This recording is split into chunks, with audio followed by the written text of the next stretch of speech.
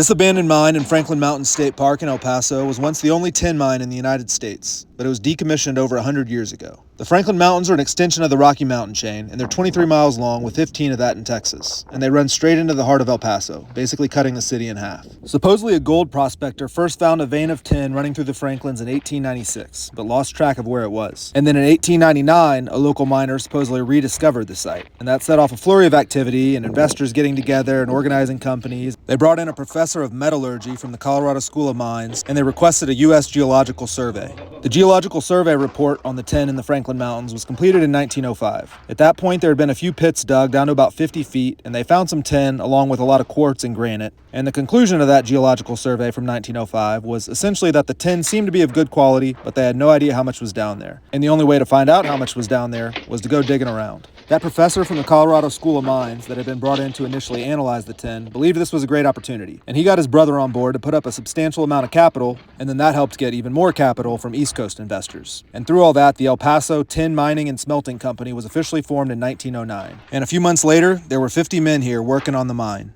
The mine's total production in its first few years of operation was about 8 tons of tin. But the problem was the price of tin was only 42 cents a pound, and those numbers just didn't add up. So those investors back east that owned most of the stock pulled the plug, and production was halted in 1912. And it's been sitting here ever since.